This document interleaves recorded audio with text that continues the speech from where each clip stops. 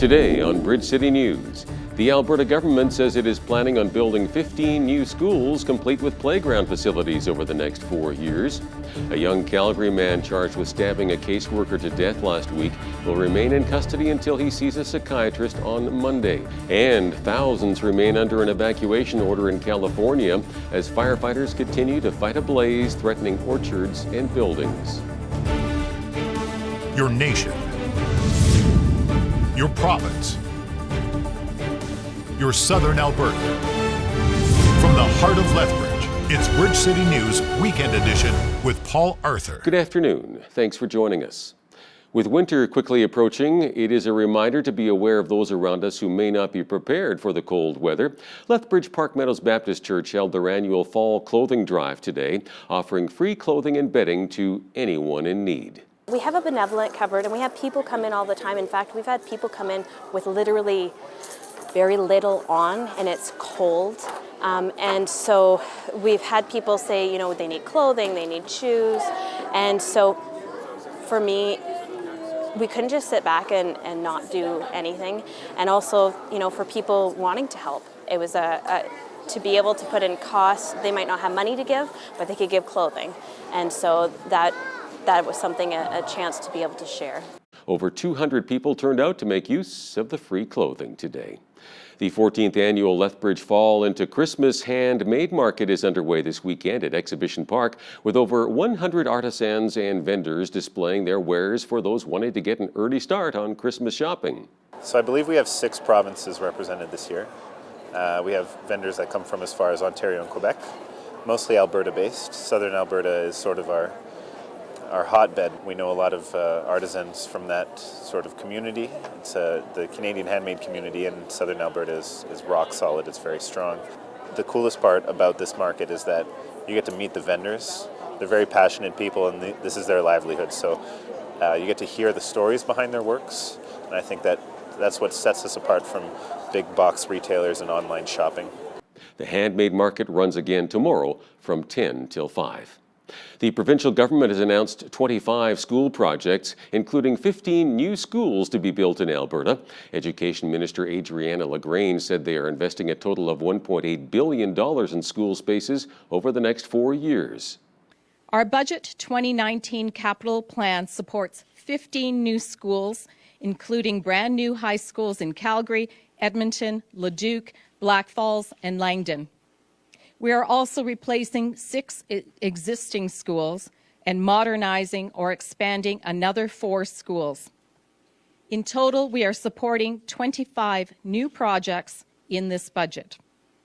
Work will also continue on all school projects currently underway, with this budget providing $1.4 billion over 4 years to support previously approved projects. That is also true for playgrounds. And I'm happy to say that funding to help build playgrounds will continue to be provided to new school projects with K-6 programming. Moving forward, new schools will have playground funding included in their project budgets. No longer will parents have to fundraise hundreds of thousands of dollars for playgrounds. A young Calgary man charged with stabbing a caseworker to death last week will remain in custody until he sees a psychiatrist on Monday. Brandon Newman is charged with second-degree murder in the death of Deborah Onwu, who was stabbed at an assisted living residence in Calgary. His lawyer, Alan Fay, told the court he is doubtful that Newman will be capable of instructing a lawyer for his defense. I'm concerned about his ability to properly instruct counsel in this matter. He strikes me as an extremely childlike individual. So we have put his matter over to Monday morning. At that time, he'll see a psychiatrist from the Southern Alberta Forensic Psychiatric Center. We'll get an initial opinion as to whether or not he should be sent to that center for a full-blown assessment, and we'll proceed from there. We met at the church, and that's where our friendship began. And she more or less became like a sister to me. And we did have a lot of good times together. And it's unfortunate that we stand here today with T-shirt on that has her photo on it. And it's not because we are celebrating a wedding anniversary or a baby shower for her. This is her death. And this is something that has cut across very deeply to friends and family. So justice for Debbie will mean that measures will be put in place, that we're calling on the government bodies responsible for overseeing this sector to understand that caregivers have lost our voice for a very long time. We have, and it's unfortunate that we stand on this platform today, which is an incident of a life that has been taken from us, to gain our voice again.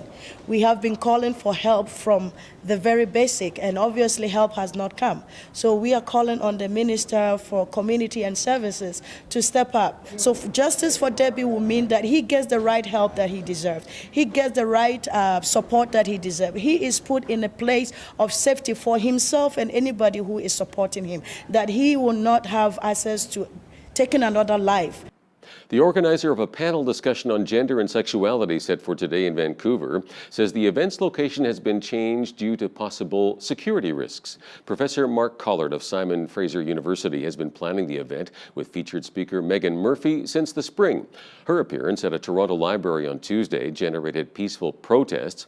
Collard says ticket holders for today's event will be emailed a few hours before with details of the new location.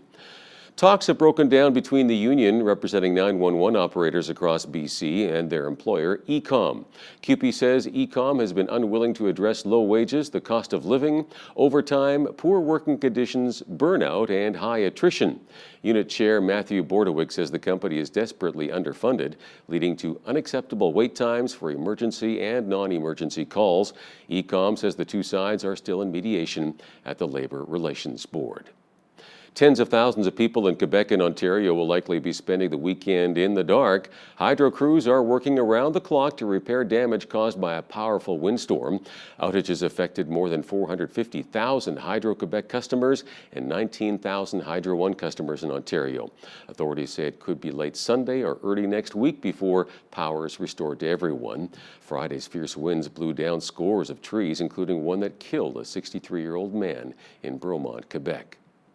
Newfoundland Premier Dwight Ball discussed clean energy with his Quebec counterpart, Francois Legault, this week. Ball says clean energy will be a focus of discussions between Atlantic provinces next year, and he wants to bring Quebec into the conversation. Ball says his province's hydro resources could help the region transition to cleaner energy sources, but stressed that the mistakes of the over-budget Muskrat Falls Dam would not be repeated.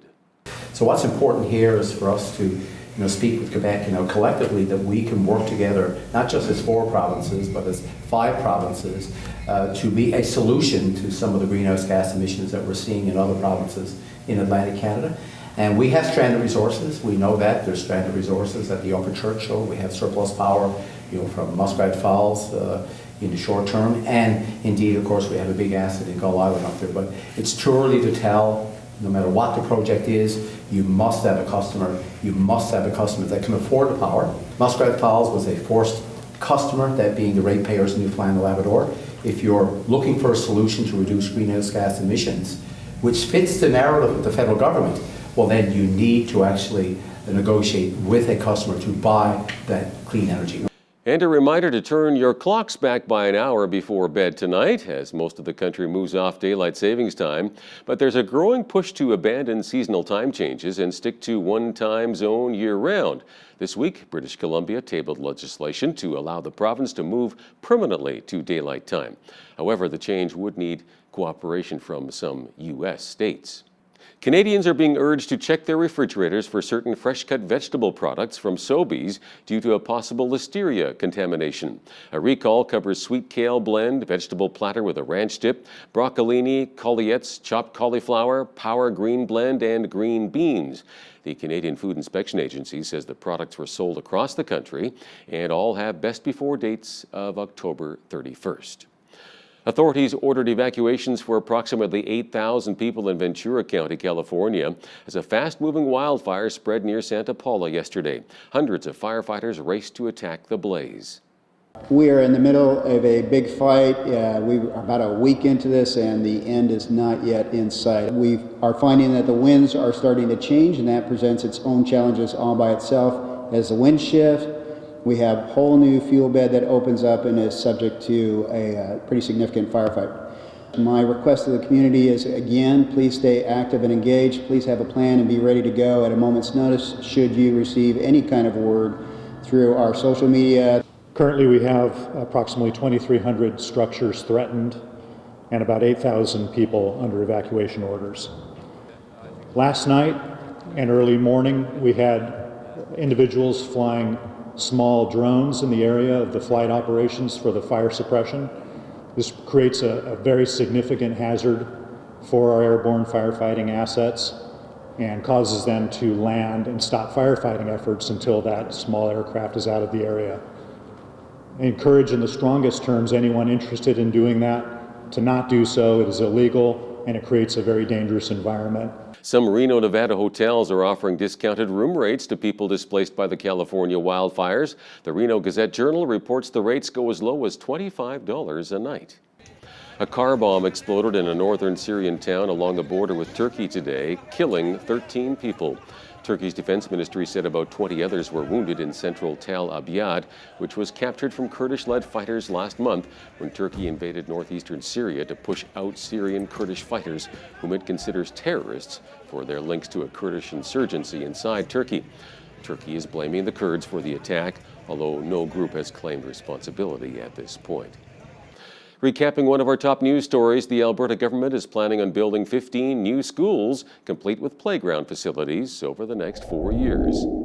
And a look at weekend weather. Partly cloudy skies tonight with a low of 0. For tomorrow, a mix of sun and cloud, then clouding over in the afternoon with a high of 6 degrees. When it comes to Christian persecution, 2 of the worst countries in the world are Pakistan and Algeria. That, according to Greg Musselman, who is a spokesperson with Voice of the Martyrs.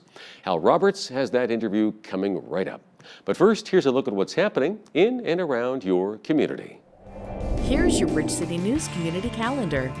A Victorian Prairie Christmas is taking place November 13th and 14th from 1 to 4 p.m. at the Galt Historic Railway Park, north of Sterling, Alberta. Enjoy a beautiful and festive atmosphere featuring live entertainment, delicious food, and Christmas pudding with rum sauce. Admission is $20 for adults or $18 for groups of 5 or more.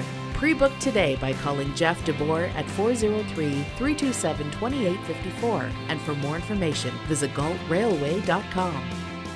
The Downtown Lethbridge BRZ is looking for volunteers to help with the Downtown Holiday Market taking place Saturday, November 23rd. Volunteers will be assisting with setup and takedown, handing out popcorn and hot chocolate, and the best job of all, helping Santa Claus. For more information, email Tasha at tasha@downtownlethbridge.com.